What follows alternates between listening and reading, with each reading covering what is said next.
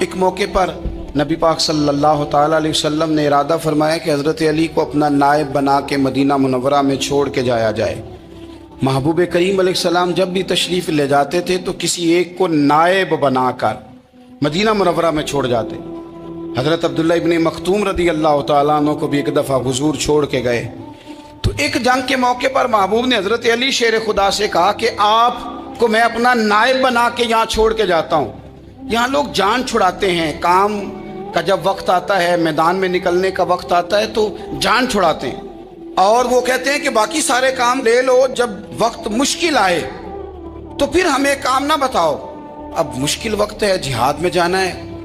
حضرت مولا علی شیر خدا کرم اللہ تعالیٰ وجہہ الکریم کو حضور نے فرمایا کہ اس دفعہ میرا ارادہ بنا ہے کہ تمہیں چھوڑ کے جاؤں۔ تو حضرت علی کو چھوڑ کے جایا جا رہا ہے، ان کو مدینے میں رہنا ہے، میدان میں نہیں جانا۔ عام آدمی کتنا پسند کرتا ہے کہ میں آرام سے رہوں گا، لیکن حضرت علی کو اتنا شوق تھا میدان جہاد کا، اتنی تڑپ تھی ان کے دل کے اندر کہ عرض کرنے لگے یا رسول اللہ صلی اللہ تعالیٰ علیہ وسلم، رو پڑے، کہنے لگے حضور ساری دنیا میدان میں جہاد کرے گی اور میں یہاں عورتوں اور بچوں کے پاس رہوں گا، میں یہاں عورتوں اور بچوں کے بیچ وقت گزاروں، حضور مجھے لے کے جائیں۔ تو وہاں بھی حضور نے محبت کی بات سمجھائی، فرمایا علی جب حضرت موسیٰ کوہ طور پہ گئے تھے تو اپنے بھائی جناب ہارون کو چھوڑ گئے تھے، تو تم بھی تو میرے لیے اسی طرح ہو نا جس طرح موسیٰ کے لیے ہارون تھے۔ لیکن فرمایا یہ یاد رکھنا میرے بعد نبی کوئی نہیں، حضرت موسیٰ بھی نبی ہیں اور جناب ہارون بھی نبی ہیں علیہم السلام، لیکن وہ انہیں چھوڑ کے گئے تھے، میں تمہیں چھوڑ کے جا رہا ہوں۔ کہ ایک بات اپنے ذہن کے اندر بٹھانا کہ میرے بعد کوئی نبی نہیں آئے گا۔ تو ایک شخص تھا عمر بن عبد ود، 90 سال کا بوڑھا، لیکن جب تلوار لے کے میدان میں آتا تھا تو 1000 آدمی کے مقابلے میں لڑتا تھا، اور لوگ جگہ جگہ یہ کہتے تھے تو اس طرح ہے جس طرح عمر بن عبد ود لوگوں کو ڈراتا ہے، تو اس طرح ہو گیا۔ یہ اس کے ارد گرد کے لوگ اس کی مثالیں دیتے تھے۔ جنگ خندق جب ہو رہی تھی تو یہ مقابلے میں آ گیا، تو حضرت علی المرتضیٰ شیر خدا کرم اللہ تعالیٰ وجہ الکریم بھی تشریف فرما تھے۔ اب پورے عرب کے اندر اس کے بارے میں یہ کہا جاتا تھا کہ اس سے نہ لڑو، وہ تو خونخوار ہے، وہ تو درندہ ہے، وہ تو جنگلی شیر کی طرح آتا ہے، وہ تو کاٹ کھانے کو دوڑتا ہے، اس سے کون لڑے۔ ایک خیال تھا، اور وہ پراپوگنڈا بعض اوقات اتنا زیادہ کسی کے بارے میں ہوتا ہے کہ میں بچے لوگ آتے ہیں نا بچہ دم کرانے کے لیے، تو کہتے ہیں پیر صاحب بڑا ضدی ہے، کسی کی بات نہیں مانتا، باقی بچے ٹھیک تھے، یہ تو بڑا ہی نالائق نکل آیا ہے۔ تو میں کہتا ہوں کہ آپ اس کے سامنے یہ والی باتیں نہ کریں، یہ پکا ہو جائے گا کہ میں ضدی ہوں۔ تو آپ ذہن بنا رہے ہیں اس کا کہ تو اس طرح کا ہے، ذہن بنا دیا لوگوں نے کہ عمر ابن عبد ود کے مقابلے میں کوئی نہیں آ سکتا۔ خندق میں یہ آیا، اس نے للکارا مسلمانوں کو، آؤ وہ تمہاری جنت کدھر ہے جس کے بارے میں تم کہتے ہو کہ ہم شہید ہوں گے، تو آؤ میرے مقابلے میں نکلو۔ جب اس نے پہلی دفعہ للکارا تو ابھی بات ختم نہیں ہوئی تھی کہ مولا علی تلوار لے کے اللہ اکبر کہتے کھڑے ہو گئے۔ حضور نے فرمایا بیٹھ جاؤ، حضرت علی پھر بیٹھ گئے۔ وہ پھر پکارا اٹھو کوئی میرے مقابلے میں، تو مولا علی شیر خدا پھر کھڑے ہو گئے، پھر کھڑے ہو گئے۔ حضور نے فرمایا بیٹھ جا۔ ایک شخص نے کہا علی یہ عمر بن عبد ود ہیں، فرمایا مجھے پتہ ہے، نہیں سمجھے آپ بات، میں آپ کو سمجھا کے لایا ہوں پیچھے سے کہ پراپوگنڈا کرتے ہیں نا لوگ، ہو آگے نہ جانا، یہاں کرنٹ بڑا زیادہ ہے، وولٹیج بڑے سخت ہیں، تو آگے نہ بڑھنا۔ بھائی کیا ہو جائے گا، اٹھ باندھ کمر کیوں ڈرتا ہے، پھر دیکھ خدا کیا کرتا ہے۔ حضرت علی تیسری دفعہ اس نے کہا نا ہے کوئی، تو حضرت علی پھر اٹھے۔ اب تو رسول پاک صلی اللہ تعالی علیہ وسلم نے تھپکی دی۔ بعض جگہ یہ ہے کہ حضور نے خود تلوار تھمائی، سر پہ امامہ باندھا، اور حضور نے فتح یابی کی دعا فرمائی۔ حضرت علی گھوڑے پہ بیٹھے نکلے، اور جب اس کے سامنے گئے تو جا کے کہنے لگا میرا پتہ ہے۔ حضرت علی فرمانے لگے تو اپنا چھوڑ، میرا پتہ ہے تجھے، مجھے تو جانتا ہے۔ کہنے لگا میں 1000 کے مقابلے میں اکیلا لڑتا ہوں۔ حضرت علی شیر خدا فرمانے لگے پتہ نہیں تو کن سے لڑتا رہا ہے، جانے وہ کون ہے جن سے تو لڑتا رہا ہے، وہ کون 1000 تھے جو تیرے مقابلے میں آتے تھے، پتہ نہیں تو۔ کہنے لگا میرا نام میری ماں نے عمر بن عبد ود رکھا ہے۔ فرمایا چھوڑ تو، میری ماں نے میرا نام حیدر رکھا ہے۔ کہنے لگا تیری عمر چھوٹی ہے، کوئی بڑا لا۔ فرمانے لگے یہ تو جب ہنجے میں پنجہ ملے گا تو پتہ چلے گا عمر کس کی چھوٹی ہے، ابھی تو کہانیوں سے متاثر کرنا چاہتا ہے، تو چاہتا ہے کہ تو پریشر ڈالے اور میں تیری بات سنوں، تو مقابلے میں آ، ڈینگے نہ مار، کہانیاں نہ سنا، دیواریں ہلتی رہتی ہیں اور در کانپ جاتا ہے، علی کا نام سن کے اب بھی خیبر کانپ جاتا ہے، تو مقابلے میں آ، تو باتیں بنا رہا ہے، کہانیاں سنا رہا ہے۔ وہ کہنے لگا تو بچہ ہے، میں چاہتا نہیں تیرا خون بہاؤں۔ تو حضرت علی کہنے لگے میں بڑے دن سے پریشان ہوں کہ کسی بے ایمان کا خون بہایا کیوں نہیں، میرا بڑا دل کر رہا ہے تیرا خون بہاؤں۔ اس نے بڑی زوردار ضرب لگائی، غصے میں اتنا پاگل ہوا، کیونکہ اس کے بارے میں معروف تھا کہ وحشی مزاج آدمی، اتنا سخت پاگل ہوا غصے میں، اس نے اپنے گھوڑے کے پیر کاٹ ڈالے، پہلے تلوار گھوڑے کو دے ماری، اس کو کاٹ کے دوڑا۔ یہ کیوں کرتے تھے لوگ، عرب کے لوگ اس وقت یہ کام کرتے تھے کہ ہم نے گھوڑا ہی مار ڈالا ہے تاکہ ہم بھاگ نہ سکیں، کہتے ہیں نا کشتیاں جلا دی ہیں کہ اب واپس جانے کا راستہ ہی بند ہو جائے، گھوڑے کے پیر کاٹ ڈالے کہ بھاگنا نہیں، اور بڑی زور سے اس نے ضرب لگائی حضرت علی پر۔ حضرت علی نے جب روکی تو وہ ڈھال ٹوٹ گئی حضرت مولا علی کی، اور آپ کے امامے کو اس کی تلوار بھی لگی۔ آپ نے فرمایا دکھا لیا تو نے زور، اب میری باری ہے۔ حضرت مولا علی شیر خدا کا قد بظاہر چھوٹا تھا، صحابہ کہتے ہیں ہم دور سے دیکھ رہے تھے، اللہ اکبر کہہ کے تھوڑا سا زمین سے وہ اٹھے، تھوڑا سا اٹھے، اور پھر دوبارہ نہیں انہیں تلوار چلانی پڑی، ایک ہی ضرب لگائی اور اس کے دو ٹکڑے کر کے اسے زمین پہ پھینک دیے۔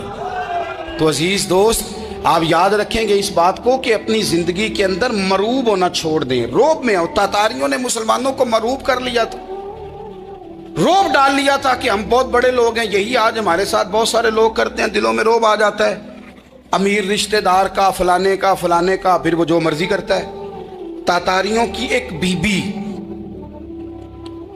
وہ کیا کرتی، وہ 9-10 مسلمان نوجوانوں کو سڑک پہ کھڑا کر جاتی، کہتی ادھر کھڑے ہونا، میرے آنے تک ہلنا نہ، جوان ہے لیکن روب ہے نا کہ یہ بڑے وحشی ہیں۔ اکیلی بی بی اندر جاتی، تلوار لے آتی، اور وہ کھڑے ہیں، وہ بھاگے بھی نہیں، اتنا ڈر گئے، ٹانگیں کانپ رہی ہیں، بھاگنے کی بھی جرت نہیں کر رہے، تسلی سے گئی ہے، تلوار لے کے آئی ہے، اور اس نے 9 جوان مسلمانوں کے گلے کاٹ دیے۔ اس روب سے نکلیں باہر، نوجوانوں سے کہتا ہوں نکلو۔ اور جن لوگوں نے دنیا میں انقلاب برپا کیا وہ غریب گھروں کے تھے، وہ لوگ تھے کہ جو بظاہر کسی بڑے قبیلے سے نہیں تھے۔ آپ محنت کریں، تعلیم حاصل کریں، جدوجہد کریں، مشقت کریں، اپنی زندگی میں کچھ مقاصد کے حصول کے لیے آگے بڑھیں۔ اور اگر آپ کہیں کہ دائیں بائیں میرے فلاں آدمی مجھے یہ مشورہ دے رہا ہے، تو کچھ لوگ دنیا میں باتیں کرنے آئے ہیں، انہوں نے باتیں کرنی ہیں اور بڑا فائدہ ہوتا ہے، ان کو باتیں کر لینے دیں، ان کو کرتے رہنے دیں۔ کام کرنے والا بندہ کام کرتا ہے اور کرتا ہی چلا جاتا ہے، وہ منزل تک پہنچ جاتا ہے۔ تو حضرت علی کے مزاج میں دلیری ہے، ہمت ہے، ایک بات، اور دوسری بات دانائی، حکمت۔ یہ جو ہمارے فیصلے ہیں نا جذباتی، اور جناب آج فلانے نے یہ کہہ دیا تو میرا پروگرام یہ بن گیا، تو پھر کل کسی نے اور کچھ کہہ دیا تو میرا پلان اور بن گیا۔ میں سب سے زیادہ ان لوگوں کے حق میں پریشان ہوتا ہوں جو سویرے کچھ اور کہتے ہیں، دوپہر کو کچھ اور کہتے ہیں، شام کو کچھ اور کہتے ہیں۔ بھئی آپ کا کوئی نظریہ ہونا چاہیے، کوئی ویژن ہونا چاہیے زندگی میں، آپ کے اندر کوئی حکمت اور دانائی ہونی چاہیے۔ اس کے لیے کیا کرنے کی ضرورت ہوتی ہے؟ اس کے لیے ضرورت ہوتی ہے کہ آپ کا ذہن ایک طرف ہو۔ میرے اسا فرمایا کرتے تھے زندگی میں ایک کام کر لو پر صحیح کر کے کر لو۔ ہم نے تو سارے کام کرنے ہیں۔ آج کل ہر بندہ صحافی ہے، ہر بندہ تجزیہ نگار ہے، ہر بندہ سیاستدان ہے، ہر بندہ ہی مفتی ہے، ہر بندہ ہی جناب واعظ ہے، ہر بندے کے پاس ہی کچھ مسئلے۔ اس کا نقصان یہ ہے کہ کسی کے پاس بھی کچھ نہیں۔ وہ کسی درویش نے کہا تھا کہ جب سب لیڈر ہوں تو سمجھو کوئی لیڈر نہیں، کیونکہ سارے جو لیڈر ہو گئے۔ میرے عزیز ایک طرف ذہن کو رکھیں اور اپنے اس کام میں کمال پیدا کریں۔ حضرت مولا علی شیر خدا کو اللہ نے حکمت دی تھی۔ نبی پاک صلی اللہ تعالی وسلم کے صحابی حضرت عبداللہ ابن مسعود رضی اللہ تعالیٰ عنہ فرماتے ہیں، امام ابو نعیم نے لکھا ہے کہ حضرت عبداللہ ابن مسعود فرماتے ہیں نبی پاک صلی اللہ علیہ وسلم نے فرمایا اگر حکمت کے 10 حصے کیے جائیں نا، دانائی کے 10 حصے کیے جائیں، تو اس میں سے 9 حصے اللہ تعالیٰ نے حضرت علی کو عطا فرمائے۔ और एक किस्सा बाकी लोगों को मिला है। दाना थे, मामला फहम। कुछ बंदे बड़े मुनाफिक किस्म के थे, तो हजरत अली आसान हो गई तो वो हजरत मौला अली शेर खुदा के पास आ गए। आसान हो गई, हजरत अली ने जमात करानी। उनका ख्याल था कि आज हमने जमात लेट करानी है किसी तरीके से। हम चूंकि ज्यादा बातें, मैं दोस्तों से कहता हूँ बहुत ज्यादा खबरें ना देखा करो, बहुत ज्यादा भी चीजें ना सुना करो। आप तो मेरे भाई मोबाइल के अंदर चले जाएंगे, बाहर की दुनिया तो और है। तो थोड़ा बाहर भी निकलें तस्वीरों से, थोड़ा बाहर भी आए, दीगर मामलात भी देखें। हमें बड़े बड़े अच्छे लोग जिंदगी में मिल जाएंगे, लेकिन हम उनके करीब नहीं जाते। हम देखते नहीं कि असल बात क्या है, सुनी सुनाई चीजों पर ज्यादा गुमान करते हैं। अब हजरत अली चूंकि बड़े दाना थे, मुसल्ले पे बढ़ रहे हैं, जमात खड़ी करनी, अल्लाह अकबर कह रहे हैं। बंदों का ख्याल था नमाज लेट करानी है। ने फटाफट हजरत अली से कहा कि हुजूर जरा वो जानवर तो बताइएगा कितने हैं जो अंडे देते हैं, और जरा वो भी बताइएगा जो बच्चे देते हैं। ये अब कितने को बंदा जानवर गिने, आहिस्ता आहिस्ता बंदा शुमार करे। हो बकरी जो है वो बच्चा देती है, मुर्गी अंडा देती है, और गाय जो है वो बच्चा देती है, और बतख जो है वो अंडा देती है। बंदा तो ये गिनने लग जाए तो हजरत अली शेर खुदा यहाँ हाथ हैं, फरमाने लगे घर जाके गिन लेना। मोटी सी बात बताता हूँ, जिन जानवरों के कान बाहर होते हैं वो बच्चे देते हैं, जिनके अंदर होते हैं वो अंडे देते हैं। अल्लाह अकबर। नमाज की नीयत बांध ली, तुम गिनना घर जाके। मोटी सी बात बता देता हूँ। वो साहब कहते हैं मैं हजरत अली रदी अल्लाह तआला अन्हु को उलझाने आया था, मैं खुद बड़ा उलझ गया।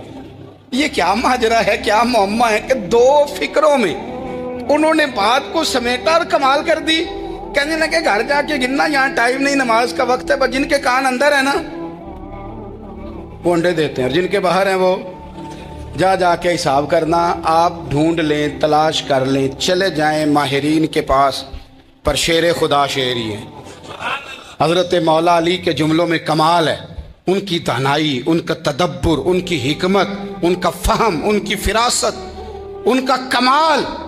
एक शख्स बड़ी दूर से आया, उसने कहा हुजूर मुझे ना लंबी बातें याद नहीं रहती, दो बातें बस बता दे, मैं अमल करूं तो जिंदगी बन जाए, दो बातें। तो हजरत अली फरमाने लगे लंबी उम्मीदें ना लगाना, लंबी उम्मीदें ना लगाना, मौत का पता नहीं कब आ जाए। मनसूबाबंदी जरूर करना आने वाली नस्लों के लिए, अपनी अपनी जात के लिए लंबी उम्मीदें ना बांधना, ये भी कर लूंगा, ये भी कर लूंगा। हम रिटायर नहीं होते जिंदगी भर, प्लान पे प्लान, प्लान पे प्लान। तो अगर हम प्लान कर रहे होते हैं तो जो हमारे नीचे होते हैं वो हमें रिटायर करने का प्लान कर रहे होते हैं। औलादें तक वालिदैन को कमजोर करने के दर पे होती हैं कि अब ये हटे तो हमारी बारी आए। हजरत अली फरमाने लगे दो काम, एक तो लंबी उम्मीद ना बांधना, और दूसरा फरमाया अपने नफ्स की ख्वाहिश की पैरवी से बचना। दुनिया में रुसवा वो लोग हो जाते हैं जो अपने नफ्स की ख्वाहिश की पैरवी करते हैं, वो बुज़दिल हो जाते हैं जो ख्वाहिशात नफसानी के पीछे भागते हैं। ये काम ना करना। इमाम राजी कहते हैं कि सैयदा फातिमा ज़हरा रदी अल्लाह ताला अन्हा के दोनों शहजादे हसनैन करीमैन बीमार हो गए, तो सैयदा ने मन्नत मांगी कि बच्चों को शिफा होगी तो 3 रोज़े रखूंगी। शिफा हो गई, रोज़े भी रख लिए। और जब मौला अली शेर खुदा रोज़ा रखने के लिए बेदार हुए, सैयदा फातिमा ज़हरा बेदार हुई, तो इमाम हसन और हुसैन भी उठ गए। 7-8 साल की उम्र, अम्मा जी हमने भी रखना है। सुबह खजूर और दूध से रोज़ा रख लिया गया। ऐन इफ्तारी के वक्त मौला अली कहते हैं फाके चल रहे थे, कहीं से मैं जौ लाया थोड़े से। सैयदा फातिमा ज़हरा ने पीस कर रोटियां पकाईं। वो वक्त जो बड़ा मुश्किल होता है इफ्तार का, कहते हैं उस वक्त जब खाने के लिए बिल्कुल हाथ आगे बढ़ने लगे और उम्मीद थी कि अभी सैयदना बिलाल अल्लाह अकबर कहेंगे तो रोज़ा खुलेगा, लेकिन अभी चंद ही मिनट रहते थे कि दरवाजे पर एक फ़कीर ने सदा दी। कहने लगा सारे मदीने के दरवाजे खटखटा आया हूँ, कहत है फाका है, ए रसूलुल्लाह के ख़ानदान वालों, मैं यतीम हूँ। किसी ने बताया है कि और कोई दरवाज़ा खुले ना खुले, सैयदा का दरवाज़ा तेरे लिए ज़रूर खुलेगा, क्या यतीम को रोटी मिलेगी? तो हज़रत मौला अली ने बच्चों की तरफ देखा ही था कि इमाम हसन सारी रोटियां जाके दरवाजे पे दे आए। खजूर और पानी से इफ्तार हो गया। सुबह फिर खजूर और दूध से रोज़ा रखा।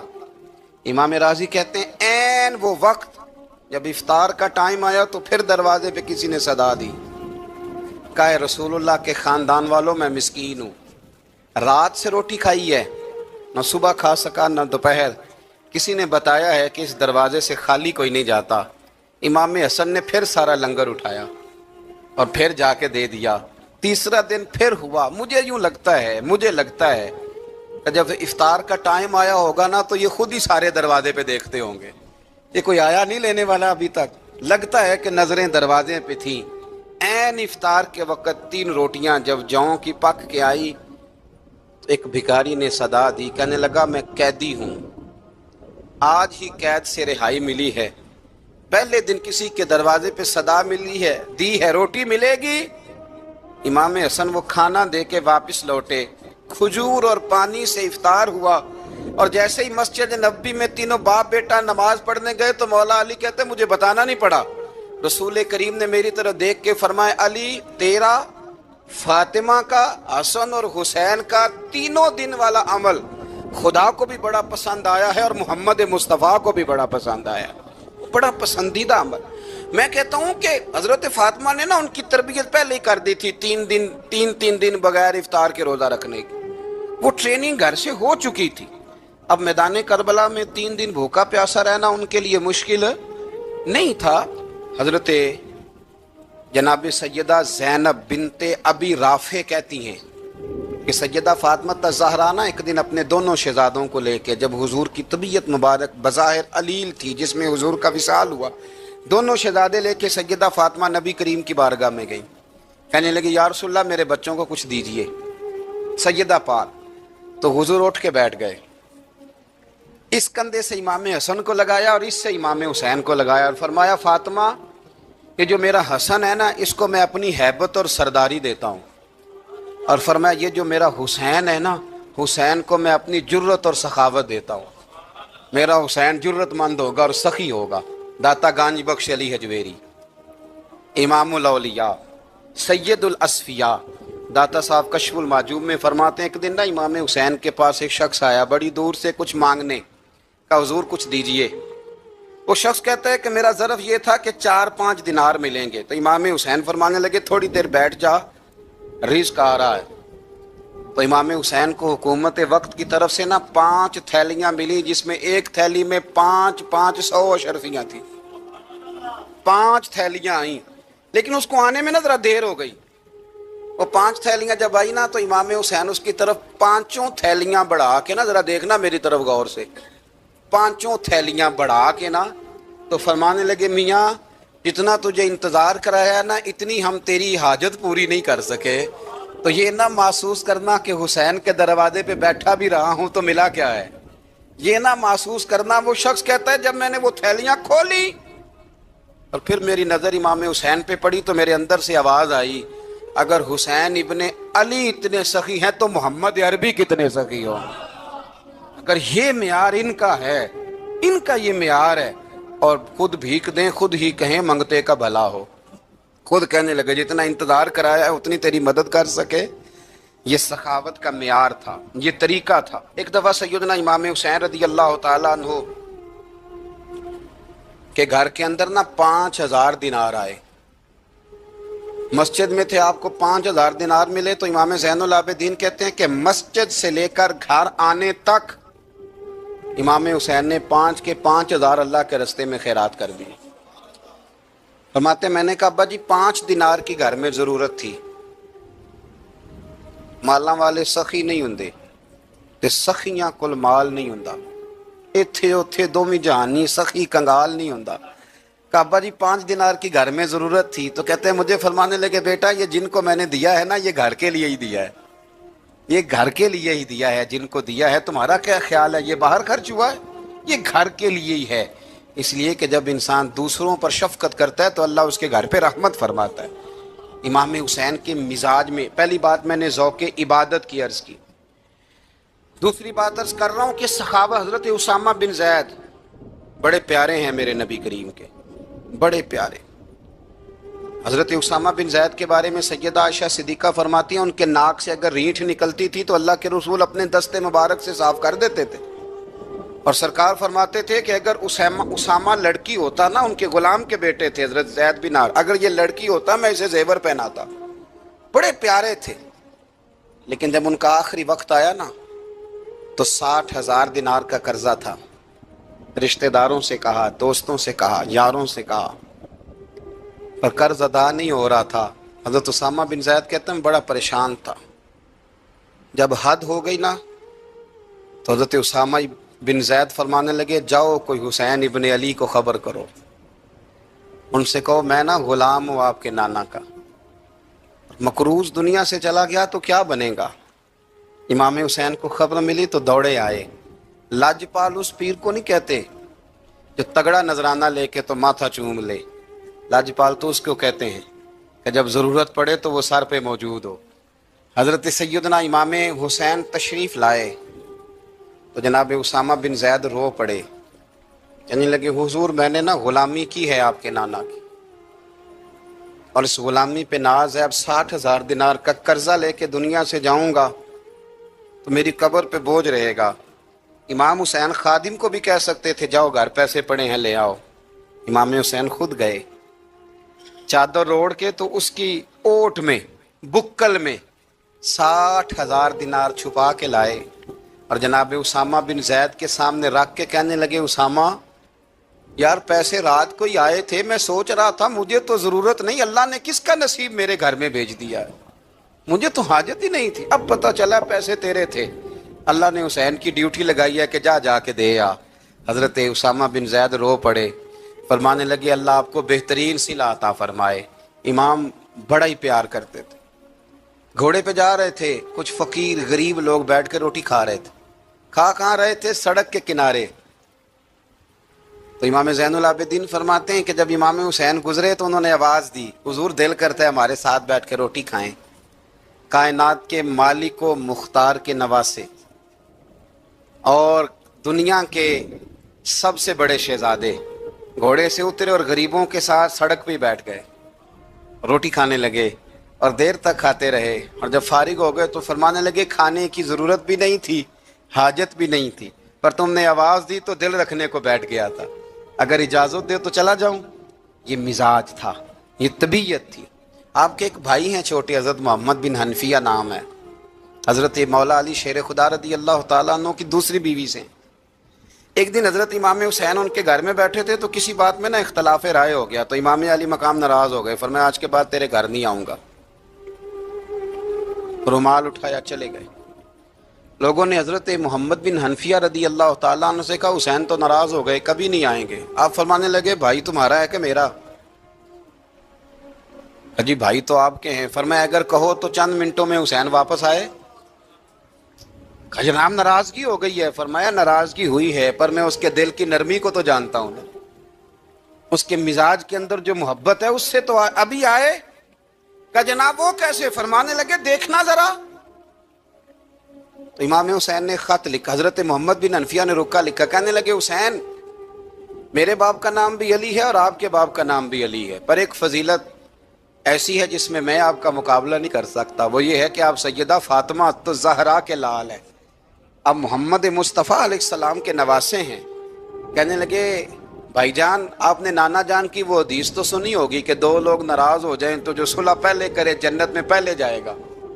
فرمانے لگے دل میرا کر رہا تھا کہ پہلے صلح کر لوں، لیکن پھر بڑے بھائی کو پشت کروں گا جنت میں جاتے ہوئے، یہ بھی تو بے ادبی ہے نا۔ اب خط میں نے لکھ دیا ہے، آپ کا جو ارادہ ہو۔ امام حسین نے خط پڑھا تو آنکھوں میں آنسو آ گئے، پھر سے رومال اٹھایا۔ بچے پوچھنے لگے کہاں جا رہے ہیں؟ کہا بھائی کے گھر جا رہا ہوں۔ کہا آپ تو ناراض تھے؟ فرمایا تھا ناراض پر ہے تو میرا بھائی نا، ہو گئی بات ختم۔ بڑی دل میں نرمی، طبیعت میں سوز، لہجے میں گداز۔ حضرت امیر معاویہ رضی اللہ تعالیٰ عنہ نے ایک شخص کو بھیجا مدینہ منورہ شام سے، تو اس نے کہا میں نے امام حسین سے ملنا ہے، تعارف کیا ہے؟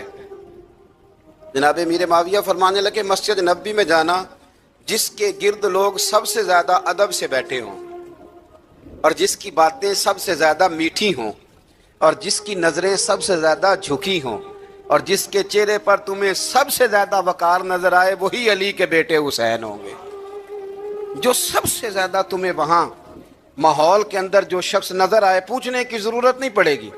وہ شخص کہتا میں مدینے آیا تو میں نے واقعی ایک شخص کو دیکھا، शहद के गिर्द मक्खियों का इतना हुजूम नहीं होता जितना इमाम हुसैन के गिर्द रसूलुल्लाह के ग़ुलामों का हुजूम था।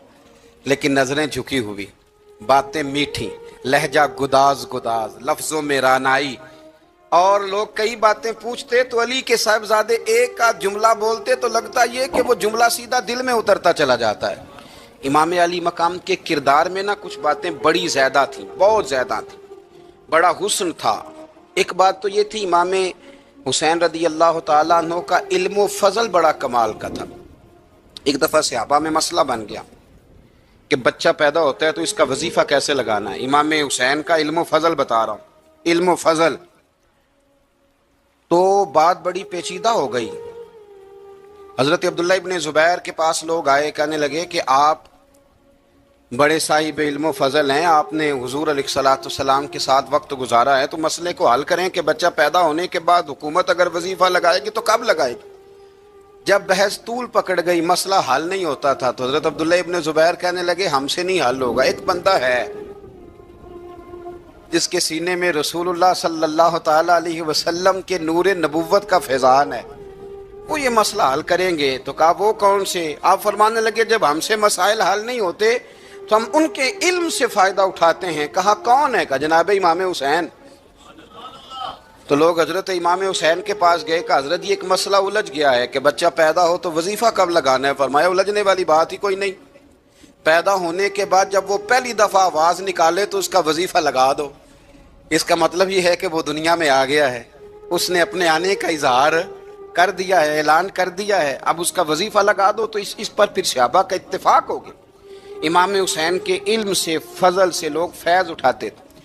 हज़रत सैयदना इमाम हुसैन की शहादत के बाद हज़रत अब्दुल्ला इब्न ज़ुबैर रज़ी अल्लाह ताला अन्हु ने कातिलाने हुसैन से खिताब किया और फरमाने लगे अल्लाह की कसम, तुमने उस शख्स को शहीद किया है जो रातों को लंबे लंबे क़याम करता था, और तुमने उस शख्स को शहीद किया है जिससे मैं दिन में जब भी मिलता था तो वो रोज़े से होता था। तुमने उस शख्स को शहीद किया जो कायमुल लैल था, साइमुद दहर था, उस शख्स को तुमने शहीद किया। आपको पता है कि मैदान करबला में जब 9 मुहर्रम को इब्न साद ने इमाम हुसैन से कहा कि जंग करो, अगर यजीद की बैत नहीं करनी, तो इमाम हुसैन ने फरमाया एक रात की मोहलत दे दो, एक रात की मोहलत दे दो।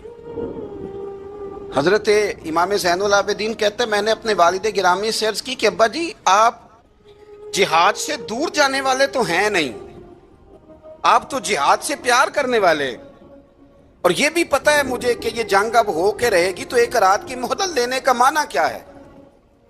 भाई कल भी लड़ना है और रात भी लड़ना है, तो अब्बा जी एक रात की मोहलत। तो सैयदना इमाम हुसैन रदी अल्लाह ताला अन्हु फरमाने लगे बेटा रात की मोहलत इसलिए ली है कि मैं आज रात खुल के अपने रब की इबादत कर लूँ, मैं इस्तिगफार कर लूँ, मैं लंबे सजदे करूँ। और कहा ज़ैनुल आबिदीन तो जानता है ना कि मुझे नमाज से, तिलावत से, दुआ से और इस्तिगफार से बड़ा प्यार है। रसूल करीम अलैहिस्सलाम ने फरमाया, जामे तिरमिज़ी में मौजूद है, फरमाया मैं जा रहा हूँ पर तुम्हें 2 बड़ी भारी बड़ी वजनी चीज़ें दे के जा रहा हूँ। सिहा सित्ता की रवायत, 2 वजनी चीज़ें तुम्हारे बीच छोड़ के जा रहा हूँ, अगर इनको थाम के रहोगे तो कभी गुमराही तुम्हारे पास नहीं आएगी। या रसूलल्लाह वो कौन कौन सी? फरमाया एक अल्लाह की किताब दे के जा रहा हूँ और दूसरा अपना ख़ानदान दे के जा रहा हूँ। अगर अहले बैत नबुव्वत को थामे रहोगे, हमारे बुजुर्गों ने लिखा है कि ये जो हुजूर ने किताबुल्लाह और फिर अपनी अहले बैत का तज़किरा फरमाया, तो इसका मतलब ये है कि थ्योरी देखनी हुई तो कुरान देखना, और प्रैक्टिकल देखना हुआ तो अली और फातिमा को देखना, हसन और हुसैन को देखना, इनको देखना। नबी करीम अलैहिस्सलाम के अहले बैत मीनारा नूर हैं, इनकी मोहब्बत, इनका प्यार क्यों भला? इसलिए कि ये वो खूबसूरत लोग हैं जिनको खुद मेरे नबी पाक ने तराशा है। इनकी सीरत में जितने रंग हैं वो रसूल करीम ने खुद भरे हैं। इनकी एक एक बात का ख्याल नबी पाक ने रखा है। हुजूर ने अज खुद इन्हें अपनी सोहबत अता की है। ज़्यादा दूर नहीं था, सैयदा फातिमा का घर मस्जिद नबवी के साथ था। अल्लाह के रसूल दिन में 2 दफ़ा जाया करते थे। फिर भी कभी कभी फरमाते फातिमा मेरा दिल करता है आज मैं रात तेरे घर में क़याम करूँ। تو سیدہ فاطمہ الزہرا فرماتی ہیں کہ آمنہ کے لال اس طرح بھی میرے گھر میں قیام کرتے تھے کہ حضور چارپائی پہ لیٹتے تھے تو ایک کندھے پہ امام حسن کا سر ہوتا تھا اور دوسرے پہ امام حسین کا سر اقدس ہوتا تھا، اور فرماتی ہیں رات کو کبھی حسنین کریمین دودھ مانگتے تو میں اٹھتی دودھ دینے کے لیے، تو حضور فرماتے لیٹ جاؤ، آج میرے ساتھ سوئے ہیں تو دودھ بھی میں ہی پلاؤں گا، تو محبوب اٹھتے ان کے لیے دودھ لاتے برتن سے نکال کے۔ حضور نے انہیں وقت دیا اور پھر ان کی چھوٹی چھوٹی چیزوں کا خیال رکھا، صحیح بخاری میں موجود ہے۔ تربیت پر توجہ دی۔ امام حسین تشریف لائے، ابھی عمر مبارک 7 سال کے قریب تھی، مسجد نبوی میں صدقے کی کھجوروں کا ڈھیر لگا ہوا تھا۔ چھوٹا بچہ جو ہوتا ہے نابالغ، اس پر شریعت کے احکامات نہیں آتے۔ صدقے کی کھجوروں کا ڈھیر تھا مسجد نبوی میں۔ یہ تربیت ہے، یہ ٹریننگ ہے جو اللہ کے محبوب نے خود انہیں عطا فرمائی۔ صدقے کی کھجوروں کا ڈھیر تھا، امام حسین حضور کے ساتھ آئے تو امام علی مقام نے ایک کھجور اٹھا کے منہ میں رکھ لی۔ شارحین نے لکھا ہے لگتا یہ ہے کہ کئی دنوں کی بھوک تھی، کیونکہ یہ فاقہ اہل بیت کا بڑا محبوب ہے۔ مجبور نہیں تھے، وہ تو خزانوں کے مالک تھے، پر غریبوں سے محبت کی وجہ سے فاقے کیا کرتے تھے۔ یہ ان کی پسند ہے فاقہ کرنا۔ تو ایک کھجور امام علی مقام نے رکھ لی تو اللہ کے رسول نے گلے میں انگلی ڈال کے نکال دی، تو فرمایا حسین یہ صدقہ ہے، یہ میری اہل بیت کے لیے درست نہیں ہے۔ حضور نے خود تربیت کی، اور پھر سیدہ فاطمہ الزہرا نے اپنے بچوں کو تراشا، ان پر محنت کی۔ میں اکثر گزارش کرتا ہوں دوستوں سے، میں کہتا ہوں کربلا کا واقعہ کوئی حادثاتی نہیں ہے، اس کے پیچھے پوری ایک لاجک ہے، اس کے پیچھے پورا ایک فلسفہ ہے۔ ایسے ہی کوئی آدمی 3 دن بھوکا پیاسا رہ سکتا ہے؟ کسی آدمی کو صبح اس نے کھانا کھایا اور شام تک کھانا نہ ملے تو ٹانگیں کانپتی ہیں۔ رمضان المبارک میں عبادت کی نیت سے روزہ رکھنے والے بھی شام کو بڑے پریشان ہو جاتے، اور مسلسل 3 دن کھانا نہ کھایا جائے اور پانی نہ پیا جائے، اور حال یہ ہے کہ وہی آدمی تلوار لے کے میدان میں نکلے اور اس کی حالت یہ ہو کہ لوگ اس کے آگے دوڑنا شروع کر دیں، ہزاروں کی فوجیں تاب نہ لا سکیں۔ علی کا گھر بھی وہ گھر ہے کہ جس گھر کا ہر ایک بچہ جسے دیکھو وہی شیر خدا معلوم ہوتا ہے۔ جناب سالبہ بیٹھے تھے، فرمایا فلاں کو بلا کے لاؤ۔ جب بلانے گئے تو رستے میں عورت پہ نظر پڑی، پہلی نظر تو معاف ہے لیکن دوبارہ دیکھ بیٹھے، دوبارہ نظر پڑی تو پریشان ہو گئے۔ خیال آیا میں نے تو خیانت کی اپنے نبی پاک سے، حضور نے تو منع کیا یہ کام کرنے سے۔ اب واپس حضور کے پاس نہیں آئے، جنگل میں چلے گئے۔ ابن قدامہ نے کتاب التوابین میں اس روایت کو لکھا ہے، کہتے 40 دن وہ پہاڑوں میں روتے رہے کہ یا اللہ مجھ سے غلطی ہو گئی۔ کتنے دن؟ اب ہمارا شغل ہے، اس کو لوگ گناہ ہی نہیں سمجھتے، بدنگاہی تو کوئی گناہ ہی نہیں، اب تو یہ شغل ہے۔ اب تو ہمارے ہاں معاذ اللہ تعالیٰ سیانے بیانے بندے بیچ بیٹھے ہوتے ہیں جب یہ باتیں ہو رہی ہوتی، یہ شغل ہے ہمارا۔ اب تو ابا کے سامنے بچہ وال پیپر گندی تصویر کا لگایا ہوتا ہے، پر وہ کہتا ہے با عمر ہے نا جی، عمر ہے نا جی، مجھے پتہ ہی نہیں یہ کتنا گند کر رہا ہے، یہ تباہ ہو جائے گا روحانی طور پر۔ اگر یہ گند دیکھنے میں الجھ گیا تو امام شافعی کا فتویٰ ہے جس کی نظر گندی ہوتی ہے اس کا حافظہ کمزور ہوتا ہے، وہ کوئی بڑا کام نہیں کر سکتا، وہ نفسیات کا مریض ہو جاتا ہے جو گندی نظر والا آدمی ہوتا ہے۔ ہمیں پتہ ہی نہیں کہ ہمارے مسائل اصل میں ہیں کیا۔ تو 40 دن جنگل میں روتے رہے، 40 دن۔ محبوب سارا کچھ جانتے تھے پر خاموش رہے۔ حضرت جبریل امین حاضر ہوئے، عرض کی یا رسول اللہ آپ کا وہ غلام رو رہا ہے۔ رب کہتا اسے بلا لے، میں نے اس کا گناہ معاف کر دیا ہے۔ تو نبی پاک صلی اللہ علیہ وسلم نے حضرت مولا علی شیر خدا اور جناب سلمان فارسی کو بھیجا، فرمایا فلاں جگہ ہے لے آؤ۔ کہتے ہیں جب ہم گئے تو 2 پہاڑوں کے درمیان جناب سالبہ تڑپ کے رو رہے، ہمیں دیکھ کے اور روئے، کہنے لگے علی میرے بارے میں کوئی آیت تو نہیں نازل ہو گئی؟ تو کہا نہیں، چل حضور نے بلایا ہے۔ کہا اچھا حضور کہتے کیا تھے، فرماتے کیا تھے؟ کہا پتہ نہیں لیکن بلایا ہے۔ کہتے جب ہمارے ساتھ چلنے لگے مسجد نبوی قریب آئی تو کہنے لگے علی بہت بڑا گناہ کر بیٹھا ہوں، نظریں میلی ہو گئی، وضو نہیں آنکھوں کا، مجھے ڈائریکٹ نہ لے کے جاؤ حضور کے پاس، جب نبی پاک نماز کی نیت باندھ لینا پھر میں جاؤں گا، میں پیچھے کھڑا ہو جاؤں گا حضور کے، میری طبیعت میں حوصلہ نہیں۔ یہاں تو پتہ نہیں میں کس طرح عشق رسول کا دعویٰ کرتا ہوں ممبر پر بیٹھ کر، اور ہماری یہ میلاد آئے گا تو محفل میلاد میں اس طرح کے دعوے ہوں گے اسٹیج پر کہ علمان والحفیظ، پتہ نہیں کیا کیا لوگ کہہ دیں گے، پتہ نہیں ہم کیا ہے۔ اور ہم کیا کہہ رہے ہیں؟ من دانم کے من دانم، پتہ ہی نہیں، اور کتنا بڑا دعویٰ کر دیا کہ میرے اندر طاقت نہیں سامنا کر دے۔ مولا علی فرماتے ہیں جب حضور نے مغرب کی نماز کی نیت باندھی تو انہوں نے بھی پیچھے نیت باندھ لی۔ اتفاق کی بات یہ کہ حضور نے پہلی رکعت میں سورہ انفطار پڑھنی شروع کر دی، اذا السماء انفطرت واذا الکواکب انتصرت واذا البحار فجرت۔ کہتے ہیں جب محبوب اس آیت پہ پہنچے نا کہ یا ایھا الانسان ما غرک بربک الکریم، اے انسان تجھے کس چیز نے دھوکے میں ڈال دیا، حالانکہ تیرا رب تو بڑا ہی کرم کرنے والا ہے، تو کس طرح کسی اور کے دھوکے میں؟ بربک الکریم، اور ضمیر واحد ہے، میں تفسیر پہ نہیں جاتا، کہا تیرا اپنا رب، بربک تیرا اپنا رب، تیرا رب تو بڑا کریم ہے، تو پھر بھی کہیں اور چلا گیا۔ جب یہ آیت سنی تو پیچھے چیخ ماری، بے ہوش ہو کے گر گئے، گھر والے گھر لے گئے۔ نماز مکمل ہوئی تو حضور نے فرمایا کیا ہوا؟ عرض کی حضور وہ تو رو پڑے تھے، گھر لے گئے۔ محبوب پیچھے گئے تو بے سدھ پڑے، تیز بخار ہو گیا۔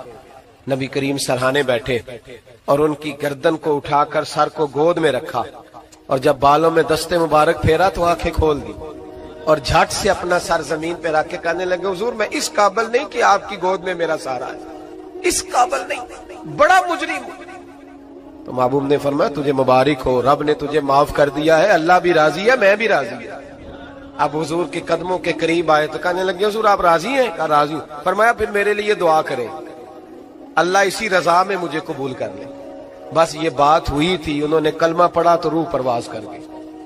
پرواز میرے بھائی احساس پیدا کر، یاد رکھیں اگر روحانی زندگی صحیح نہیں نہ ہوگی، یاد رکھ لیں کسی کا کوئی نقصان نہیں، سارے سکون سے سو جائیں گے، آپ نہیں سو پائیں گے۔ اگر آپ کے ضمیر پہ بوجھ رہیں گے نا تو سارے لوگ رمضان میں 4 قرآن پاک ختم کریں گے، آپ 10 پارے بھی نہیں پڑھ پائیں گے۔ اگر آپ اپنے آپ کو صحیح نہیں کریں گے، روحانی زندگی بحال نہیں ہوگی، تو یاد رکھنا بڑا اپنا آپ سارا کچھ سجا کے ظاہراً بڑے پرہیزگار بن کے بھی اپنے ضمیر کی عدالت میں فیصلہ اپنے حق میں نہیں کرا پائیں گے۔ تجوریوں سے مال بھرا ہوا ہوگا لیکن گھر میں سکون نام کی چیز ڈھونڈنے سے نہیں ملے گی، اس لیے کہ الا بذکر اللہ تطمئن القلوب، اللہ کی ذات سے جڑ جانے سے دل کو سکون ہوتا ہے۔ کیا بہت بڑی سزا نہیں مالک کی کہ انسان سارا کچھ کرے، فارغ ٹائم ہو تو وہ ٹی وی دیکھے؟ کیا بہت بڑی سزا نہیں کہ 3 مہینے کی چھٹیاں بھی اسے ہوں لیکن وہ 1 سپارہ قرآن پاک نہ پڑھ سکے؟ وہ گپے مارنے بیٹھے تو 6 گھنٹے لگا دے، اور تسبیح دی جائے تو 10 منٹ میں بس ہو جائے، درود پڑھا ہی نہ جائے، یہ سزا نہیں؟ کیا یہ کم سزا ہے کہ وہ دنیا دراز پہ گھوم آئے لیکن مسجد میں جائے تو اسے کچھ بنے؟ کیا سزا نہیں؟ اللہ سے معافی مانگے، مل کے اس کے حضور استغفار کریں، باطن کی زندگی آباد کرنے کی کوشش کریں، چھوڑ دیں بن کے بیٹھنا، آگے آگے بڑھنا، اپنے آپ کو شمار کرنا۔ ہم تو میلاد کی جلسوں میں بھی بڑی کرسی تلاش کرتے ہیں، ہم تو دینی محفلوں میں بھی کوشش کرتے ہیں کوئی ہمارا نام لے کے، صحیح نام لے کے پکارے۔ کوئی، میں میاں چنو میں تھا کل مغرب میں، تو ایک صاحب کہنے لگے ولی کامل، میں نے بعد میں ان سے کہا کہ آپ کو پتہ ہے میں کیا ہوں؟ اتنا بڑا دعویٰ میرے حق میں آئندہ نہ آپ کریں، اور مت سمجھے کہ آپ تھوڑے اچھے برے جملے استعمال کریں گے تو میں خوش ہوں گا۔ میں جو ہوں نا، میں اس کے اندر بڑا مطمئن ہوں، میں اس سے آگے نہیں بڑھنا چاہتا۔ پتہ سارا ہے سردار نو کیتیاں دا، پتہ سارا ہے سردار نو کیتیاں دا، ایدہ پردہ چپایا ہی تیرا پلا ہو سی۔ وہ بو علی سینہ سے، سنے جی سنے، بو علی سینہ سے کسی نے کہا تھا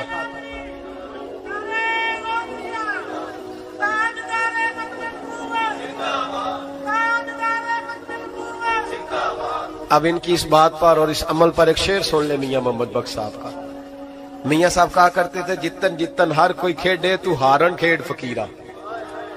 جتن جتن، یہ تو ساری دنیا کرتی ہے نا کہ میں جیتنے جا رہا ہوں، کہتے ہیں جتن جتن ہر کوئی کھیڑے، جتن جتن ہر کوئی کھیڑے تو ہارن کھیڑ فقیرہ۔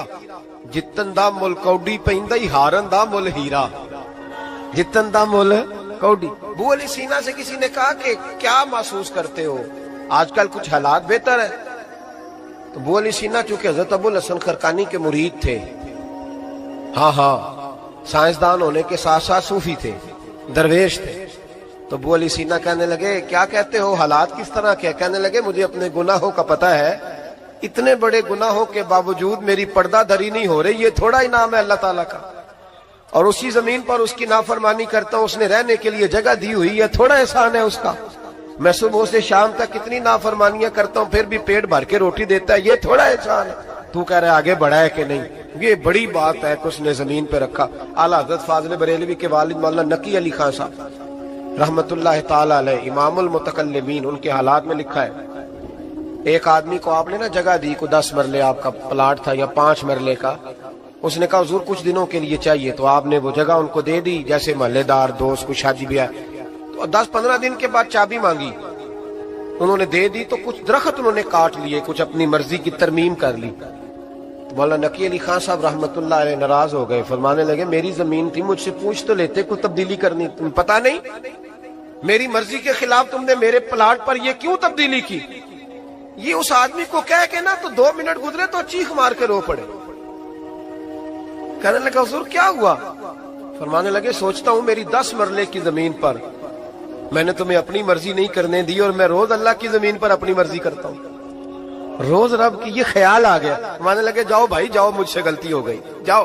یہ سوچ جب پیدا ہوتی ہے پھر بندہ روز نکھرتا ہے، پھر روز وہ غسل کرتا ہے باطن کا، پھر روز ہر جگہ سے اسے نیا سے نیا سبق ملتا ہے۔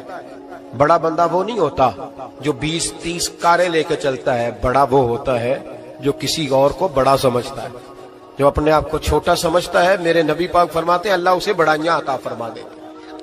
ترمذی میں حدیث ہے۔ آج کا سبق، آج کا پیغام یہ ہے کہ تزکیے کی کوشش کریں، وَإِنَّكَ لَعَلَىٰ خُلُقٍ عَظِيمٍ، خلق عظیم جو اللہ نے ہمارے نبی کو دیے اور حضور نے ہمیں عطا فرمائے، محبوب کے صدقے اس طرف جائیں، کردار میں اعلیٰ پن پیدا کر۔ الذی خلق الموت والحیات لیبلوکم ایکم احسن عملا، اللہ فرماتے ہیں کہ میں نے موت اور حیات اس لیے پیدا کی ہے کہ تمہارے عمل کی کوالٹی چیک کی جائے۔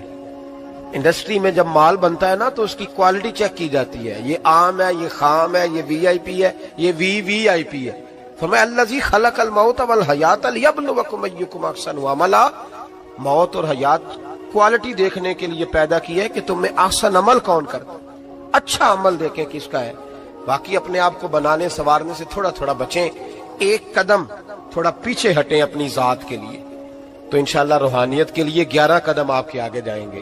دعا کرتا ہوں جو کچھ میں نے کہا اللہ اسے قبول فرمائے، اور جہاں ہم بھول گئے مالک ہم سے درگزر فرمائے، آمین۔ ہمیشہ مدحت خیر الانام میں گزرے، دعا ہے یہ عمر درود